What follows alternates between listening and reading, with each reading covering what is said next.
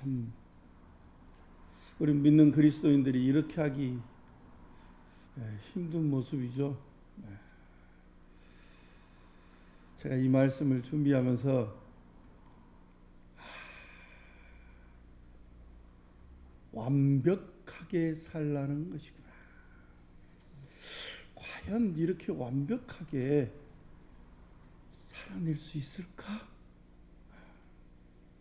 이런 마음이 많이 들었어요. 그러면서도 오히려 나에게 악을 행하는 자에게 더 많이 사랑하는 소리구나. 그냥 넘치도록 베풀라는 소리구나. 그런 음성으로 듣게 되었습니다. 우리 하나님의 백성들은, 하나님께로 부름받는 우리 백성들은 주 되신 그리스도께 순종하는 것이 첫 번째입니다. 오늘 12장 우리가 들어오면서 몸을 산 제물로 드리라. 이것이 영적 예배라고 이렇게 말씀하시고 12장을 시작하고 있습니다. 신명기서는 출애굽기에 여호와 하나님께서 모세를 통하여 백성들에게 주신 율법의 말씀을 가나안에 들어가면 그들이 어떻게 실생활 가운데 하나님을 섬기고 살 것인가, 이런 문제를 신명기서를 통해서 말씀하고 있습니다. 그러니까 출애굽기의 10계명과 신명기에서 말하는 10계명이 약간 다릅니다. 그 이유가 거기에 있습니다. 지금 11장까지는 율법적인 요소들이 강하게 이야기를 하고, 우리의 신분, 왜 예수님이 오셔서 새로운 나라를 설립하셨는지, 그 나라의 성격이 어떤지, 그 나라의 백성은 어떻게 되는지, 그들의 신분은 어떤 영광이 있는지, 이걸 쭉 이야기하고, 그 나라는 아브라함 때 언약한 나라였음을, 그 나라가 이제 완성되어 나타났다고 선포하고 말씀하시면서, 그 나라의 백성된 우리가 그러면 어떻게 살 것인가, 이것을 12장부터 쭉 이야기하고 있습니다. 오늘은 그러면 우리가 산 제물로 하나님 앞에 드리는 영적 예배를 드리며 살 우리가 이방인에 대해서, 악한 자에 대해서, 원수에 대해서 우리가 어떻게 살아야 할 것인가. 어떻게 보면 우리 그리스도인이 참 헷갈리고, 어떻게 세상 가운데 우리가 살아가야 할 것인가, 그들을 어떻게 대해야 할 것인가, 상당히 숙제였습니다. 근데 오늘 본문은 완벽하라 이렇게 말하고 있습니다. 이러한 삶이 교회적인 삶입니다. 왜냐하면 지금 현 세상에서 하나님이 기쁘시고 온전하신 뜻이 나타난 하나님 나라가 교회라고 했습니다. 그러므로 교회, 즉 교회가 주님 안에서 한 몸의 지체가 되었으므로 지체들은 다른 직분을 인정하고 또 존중하며, 그리고 서로 연합을 해야 할 텐데, 그 연합을 할 때 분쟁이 있으면 안 되잖아요. 그러니까 서로 남을 나보다 낮게 여겨라, 분쟁 없이 해야 한다는 것입니다. 또한 마음을 다하여 직무를 성실히 수행하고 참된 사랑으로 악을 미워하며 거짓 없이 사랑을 해야 한다고 했습니다. 특별히 그런 사랑을 할 때 낙심하면 됩니까? 안 됩니까? 안 되죠. 그러니까 그 소망을 가지고 낙심하지 아니하고 열심히, 행동만 열심히 하면 마음까지라도 열심을 품고 형제에 대한 소망을 두고 진실된 사랑으로 서로 봉사해야 한다고 했습니다. 그러면 오늘은 이방인에 대해서, 하나님의 백성들은 어떻게 살아야 할까? 오늘 본문에서 말씀을 잘 하고 있습니다. 제가 우리 성경 쭉 보니까 이 제목을 달아놨는데 그리스도인의 생활 이렇게 되어 있습니다. 근데 오늘 본문을 자세히 보면 그리스도의 생활 중에서도 이방인에 대한 삶, 어떻게 우리가 신령하게 이방인에 대해서 우리의 삶을 살아야 할 것인가, 여기에 대해서 말씀하고 있습니다. 14절 말씀 우리 함께 보도록 하겠습니다. 자, 함께 보겠습니다. 시작. 너희를 박해하는 자를 축복하라. 축복하고 저주하지 말라.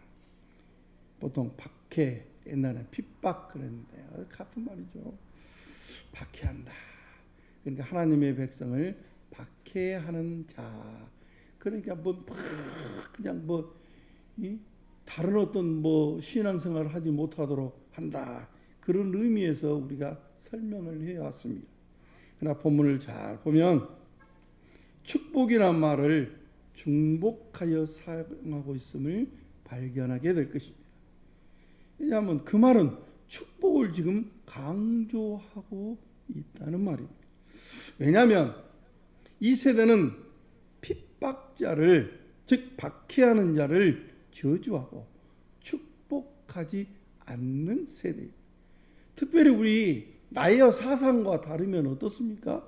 인터넷, 유튜브나 댓글 다는 거 보면 진짜 악의적인 것이 너무 많아요. 그냥 너 죽고 나는 산다. 그리고 그냥 내가 삶이 괴로워요. 방황하다 말고 괜히 지나가는 사람 우리 광산구에 있었어요. 첨단에서. 그러놓고 요즘은 또 양심의 가책도 또 안 느끼는가 봐요. 이런 시대를 우리가 살아가고 있습니다. 그러나 우리가 이 12장을 들어올 때 2절에 보니까 이 세대를 본받지 말고 오직 마음을 새롭게 함으로 변화를 받으라. 그렇게 이야기하고 있습니다. 2절에 이 세대를 본받지 말라. 이 말은 믿지 않는 사람들의 그런 행위를 본받지 말라는 그런 말보다는 너희를 박해하는 자를 본받지 말라. 이런 말입니다. 그러니까 박해하는 자, 옛 구약, 옛 질서에서는 이스라엘을 핍박하는 자들, 즉 이스라엘을 핍박하는 자들이 누구입니까? 이방인들이죠. 이방인들. 근데 이 이방인들을 이스라엘 백성은 어떻게 되었습니까? 칼로 그들을 아주 멸망시키고 그들을 복종시켰습니다. 왜냐하면 그때는 온 세상이 죄의 권세 아래에 있었습니다. 하나님께서는 큰 자가 작은 자를 지배하는 힘의 원리로 세상을 질서를 유지하게 하였습니다. 그러나 지금은 하나님께서 우리가 원수되고 죄인 되었을 때, 우리가 하나님과 담이 막혔을 때, 하나님과 전혀 상관없는 삶을 살아갈 때 그것을 죄인된 몸이었죠. 그때 하나님께서는 먼저 우리를 사랑하셔서 아들을 보내주심으로 하나님의 사랑을 확증하여 주셨습니다. 내가 너희를, 내 백성들을 얼마나 사랑하는 줄 아느냐? 봐라, 내가 독생하신 이 아들 예수 그리스도를 너희에게 보내서 화목 제물로 십자가에 죽게 하여 이 막힌 담을 무너버리고 이제 너는 나의 가족이 되었다. 이렇게 하신 하나님의 사랑을 예수 그리스도를 보내주심으로 확증해 주셨다는, 보여주셨다는 것입니다. 그러기에 이제는 우리가 신적으로 높아진 자리에서 사람을 판단해서는 안 되는 것입니다. 내가 하나님이 되어서 형제를 판단한다는 것은 있을 수 없습니다. 이건 재판장의 입장에서 하고 있는 것입니다. 주님께서 우리를 섬기신 그 섬김으로 서로에게 봉사해야 해야 하는 것입니다. 그래서 본문에서 말하기를 축복하고 저주하지 말라, 이렇게 말하고 있는 것입니다. 그래서 우리가 할 수 있는 것은 그 사람이 악한 자일지라도 축복하고 저주하지 않는 것입니다. 17절 말씀을 보면 이 박해자에 대해서 악을 악으로 갚지 말고 이런 말이 있습니다. 그러니까 누군가 악을 행하는 자가 있기 때문에 악을 악으로 갚지 말라, 이렇게 17절에 말씀하고 있는 것이죠. 또한 20절에 보면 원수라고 또 말을 하고 있습니다. 이 말은 다른 측면에서 자꾸 지금 이야기를 하는 거예요. 계속 악한 자라고 말하는 것이 아니라 박해하는 자, 또한 악을 행하는 자, 원수, 이렇게 다른 낱말을 통해서 한 사람을 이야기하고 있어요. 그가 누구냐? 바로 이방인을 지칭하고 있는 것입니다. 좀 더 넓게 보면 복음을 대적하는 모든 자를 이야기하고 있다고 말할 수 있습니다. 특별히 사탄은 광명한 천사로 교회를 미혹합니다. 오늘날은 더 심하죠. 옛 과거에는 그냥 신앙생활 못하게 하면 그걸로 만족하고 끝났습니다. 그런데 지금은 광명한 천사의 탈로 아주 거룩한 모습으로 교회를 미혹합니다. 그냥 외적인 핍박만 아니라 교회를 세상과 차이가 없도록 타락시켜 버리고 있습니다. 교회가 주님의 이름에 무릎 꿇지 않도록 만들고 있다는 것입니다. 이것이 오늘날 일어나는 핍박 중에 가장 악랄한 핍박인 것입니다. 그러면 이방인에게 우리가 어떻게 축복해야 할 것인가? 말로만 축복합시다 하면 어떻게 축복하는지를 모르잖아요. 그래서 말로만 축복해서는 안 된다는 것입니다. 그래서 요한일서 3장 8절에서 화면에 띄워져 있죠? 함께 우리 한번 볼까요? 자, 시작. 자녀들아, 우리가 말과 혀로만 사랑하지 말고 오직 행함과 진실함으로 하자. 또 야고보서 2장 17절에 같이 봅니다. 이와 같이 행함이 없는 믿음은 그 자체가 죽은 것이라, 이렇게 말하고 있습니다. 그래서 본문 15절에 좀 더 구체적으로 이렇게 말하죠. 자, 함께 보겠습니다. 시작. 즐거워하는 자들과 함께 즐거워하고 우는 자들과 함께 울라. 이렇게 축복하라는 것입니다. 즐거워하는 자들과 함께 즐거워하고 우는 자들과 함께 울라. 선하신 하나님께서 유대인과 이방인 상관없이 골고루 햇빛을 주셨습니다. 그리고 선한 결실기를 주셨사. 결실기에는 아주 풍족함으로 우리의 생명을 유지할 수 있도록 여러 가지 것으로 우리를 넉넉하게 허락하여 주십니다. 우리들이 다른 사람들과 함께 경쟁하지 않고 하나님의 복 주심에 감사하고 함께 축복하고 함께 즐거워해야 할 이유가 여기에 있는 것입니다. 그리고 혹시 다른 사람 잘못을 보거든 안타까운 마음이 있어야 돼. 그냥 그렇지, 그럴 거야. 그래서 요즘 사람들은 동정의식이 있어가지고 국가꽃을 갖다 놓는다든가 편지를 써서 그 자리에다 붙여놓는 거, 위로하고 울어주며 축복해야 합니다. 믿는 형제뿐만 아니라 믿지 않는 이방인까지라도 거짓 없이 진실된 마음으로 대해야 하는 것입니다. 어떻게 하면 우리가 그렇게 할 수 있을까요? 본문 16절 함께 우리 보겠습니다. 자, 시작. 서로 마음을 같이 하며 높은 데 마음을 두지 말고 도리어 낮은 데 처하며 스스로 지혜 있는 채 하지 말라. 그러니까 함께 즐거워하고 함께 울기 위해서는 스스로 지혜 있는 채 하지 말고 마음을 같이 해야 한다는 것입니다. 있는 채, 그렇죠? 내가 높아지려고 아는 채.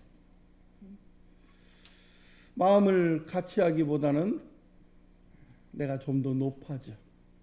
이기적인 생각으로 상대를 낮게 보는 모습. 마음을 같이 하기 위해서는 높은 데 마음을 두지 말고 낮은 데 두라는 것입니다. 이 말은 오히려 겸손히 자신을 낮추라는 것입니다. 스스로 지혜 있는 척 하지 말라는 것입니다. 이스라엘 백성들은 세상의 장자요 세상의 빛이었습니다. 이건 옛 시대에 그랬죠. 그들은 이방인을 어떻게 취급했어요? 개처럼 취급했습니다. 그래서 유대인들은 이방인하고 상종을 안 했어요. 교제 자체를 하지 않았어요. 우리 신약 백성들은 어떻습니까? 그건 과거에 그랬고 우리 신약 백성들은 부활하신 주님의 나라와 그 백성이 되었기 때문에 그런 의미로 보면은 이방인보다 월등하죠. 왜? 우리는 하늘의 사람들이니까. 믿는 사람들은 주님과 함께 하늘나라를 상속받았기 때문에 높고 영광스러운 백성. 그럼에도 불구하고 성경은 스스로 지혜 있는 척 자기를 높이고 이방인은 낮다고 하지 말라고 말하고 있습니다. 오히려 낮은데 마음을 두라고 이야기하고 있습니다. 왜 그래야 하겠습니까? 왜 그렇게 해야 할까요? 지금 새로운 하나님 나라가 드러났는데도 지금도 여전히 옛 질서가 활동하고 있습니다. 그러니까 우리 눈에 보이기는 지금도 죽어요. 사람들이 죽어가요.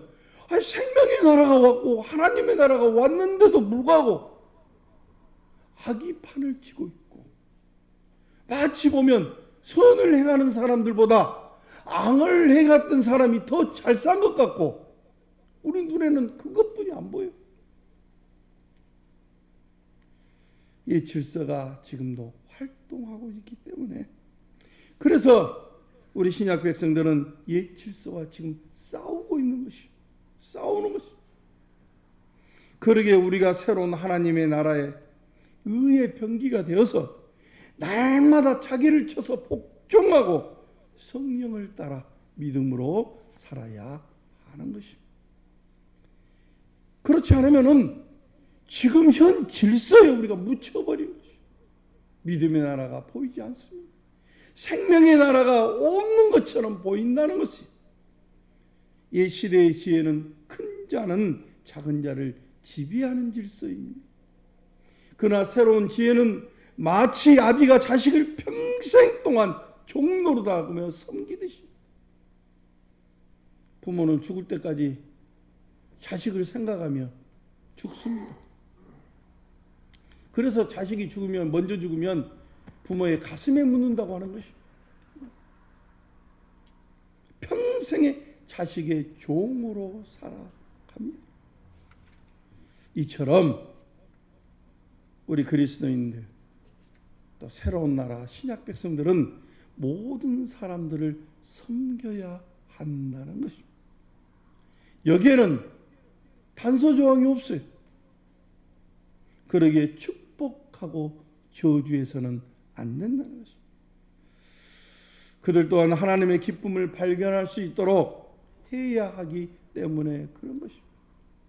지금 햇빛도 주고 비도 주고 선한 결실기도 줍니다.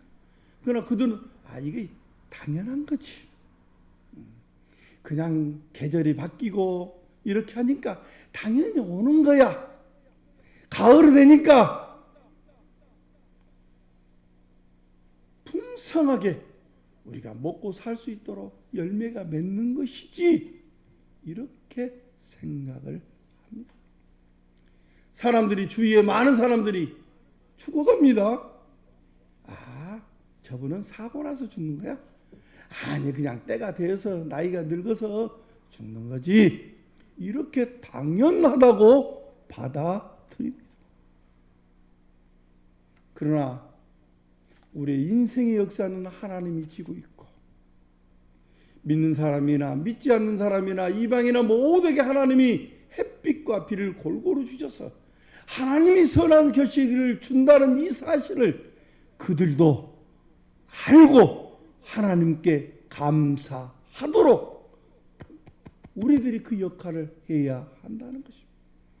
그렇기 때문에 그들 또한 하나님의 기쁨을, 이 기쁨을 발견할 수 있도록 해야 할 책무가 우리에게 있는 것입니다. 이 점을 우리는 깊이 깊이 생각해야 합니다. 보면 17절로 18절 말씀 우리 함께 보겠습니다. 자, 시작. 아무에게도 악을 악으로 갚지 말고 모든 사람 앞에서 선한 일을 도모하라. 할 수 있거든 너희로서는 모든 사람과 더불어 화목하라. 만일 이방인이 말로만 핍박한 것이 아니라 신앙 때문에 이런저런 유해를 가했을 때 과연 우리는 어떻게 해야 할 것인가? 참 고민이죠. 일정 부분은 우리도 같이 그냥 하면 안 되겠느냐?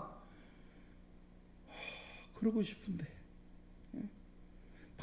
이 가슴에서 그냥 막 올라와요. 막 혈압도 막 상승하고 과연 어떻게 해야 할 것인가?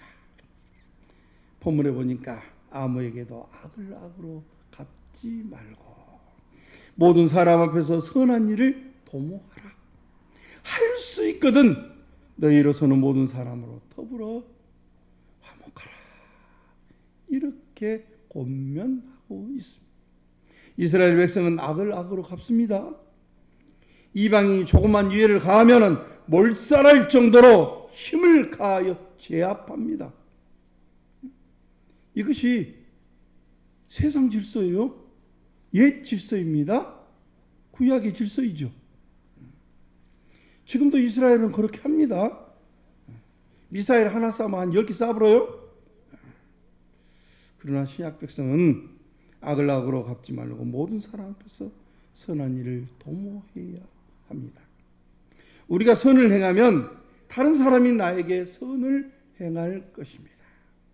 만일 그렇지 아니할지라도 다른 사람이 우리에게 악을 행한다고 해서 나도 같은 악으로 대항한다면 어떻게 되겠습니까? 안 된다는 것입니다. 그렇기 때문에 할 수 있거든 너희는 모든 사람으로 더불어 화목해라. 이렇게 말씀하고 있습니다. 병행구절인 베드로전서 3장 8절로 12절 말씀 띄워져 있죠? 같이 한번 볼까요? 자, 시작. 마지막으로 말하노니 너희가 다 마음을 같이하여 동정하며 형제를 사랑하며 불쌍히 여기며 겸손하며 악을 악으로 욕을 욕으로 갚지 말고 도리어 복을 빌라. 이를 위하여 너희도 부르심을 받았으니 이는 복을 이어받게 하려 하심이라. 그러므로 생명을 사랑하고 좋은 날 보기를 원하는 자는 혀를 금하여 악한 말을 그치며 그 입술로 거짓을 말하지 말고 악에서 떠나 선을 행하고 화평을 구하며 그것을 따르라. 주의 눈은 악인을 행하시고 그의 귀는 악인의 강구에 기울이시며 주의 얼굴은 악행하는 자들을 대하시니라 하였느니라. 그렇습니다. 마음을 같이하여 그들의 즐거움에 나도 참여하고 그들의 슬픔에 나도 참여해야 한다는 것입니다. 절대로 두 마음을 품어서는 안 됩니다. 겉따르고 속따라서는 안 된다는 말입니다. 너는 낮고 나는 높다고 판단해서도 안 됩니다. 주님께서 우리를 섬겼던 것처럼 주님 오실 때까지 그들은, 이방인은 우리가 섬겨야 할 대상인 것입니다. 그런 점에서 우리들은 악으로 악을 갚아서는 결단코 안 되고 모든 사람과 화목해야 하는 것입니다. 19절 말씀 함께 보겠습니다.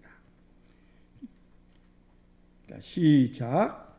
내 사랑하는 자들아, 너희가 친히 원수를 갚지 말고 하나님의 진노하심에 맡겨라.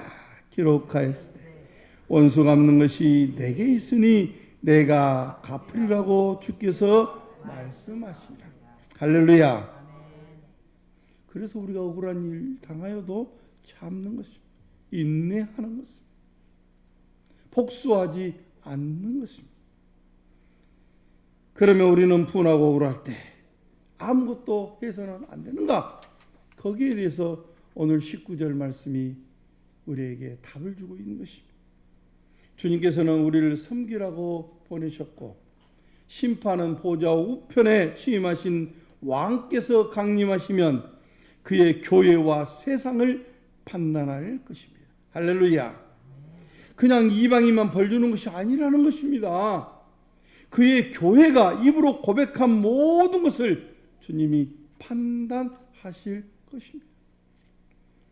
우리는 왕이 아닙니다. 우리는 재판장이 아닙니다. 그러기에 우리는 그 나라의 질서를 따라 수고만 하면 되는 것입니다. 우리가 열매를 딸 필요 없습니다. 복음을 증거하고 열매까지 따려고 하니까 높아지는 마음도 생기고 이기적인 마음도 생기고 그리고 서로 분쟁하게 되는 것입니다. 그냥 우리는 뿌리면 되는 것입니다. 심판은 하나님께 맡기고 우리는 우리에게 맡겨진 직분을 잘 감당하기만 하면 되는 것입니다. 20절 말씀 함께 보겠습니다. 자, 시작.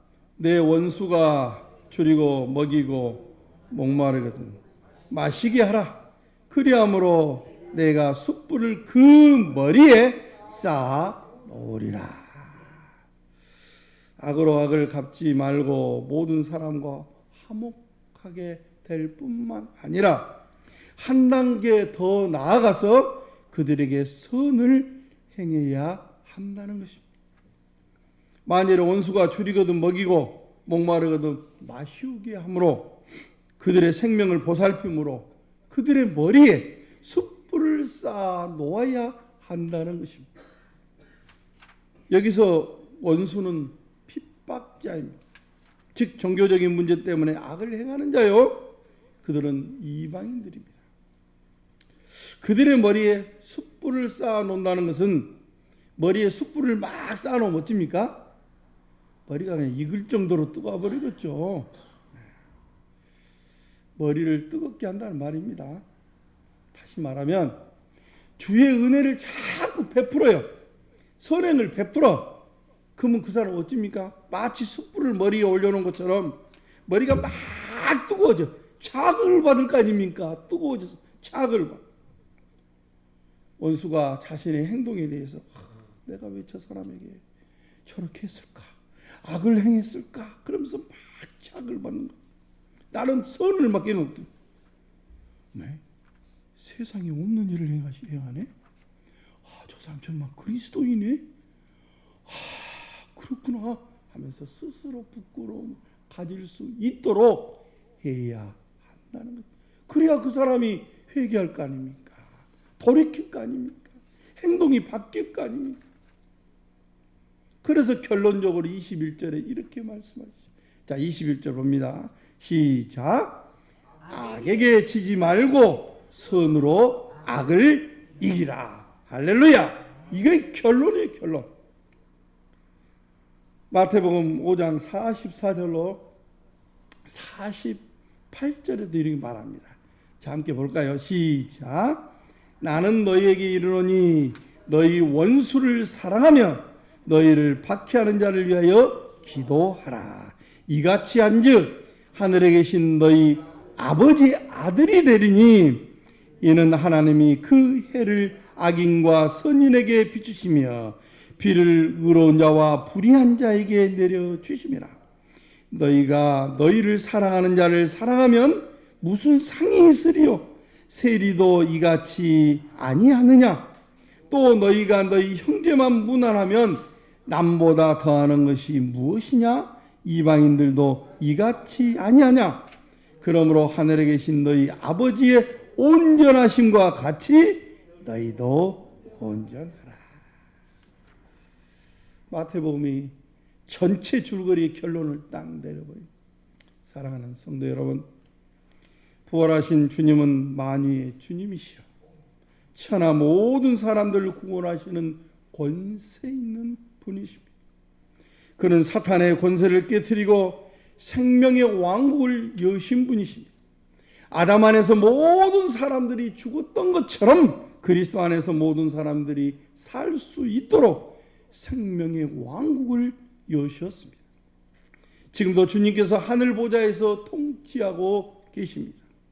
그러므로 주님 오실 때까지 주의 이름을 힘있게 증거하고 세상 모든 사람들에게 주님의 마음으로 헌신하고 수고하여 그들도 하나님 앞에 영광을 돌릴 수 있도록 그들도 하나님의 기쁨에 참여할 수 있도록 선한 봉사를 주님 오실 때까지 잘 감당하시기를 주의 이름으로 축원합니다.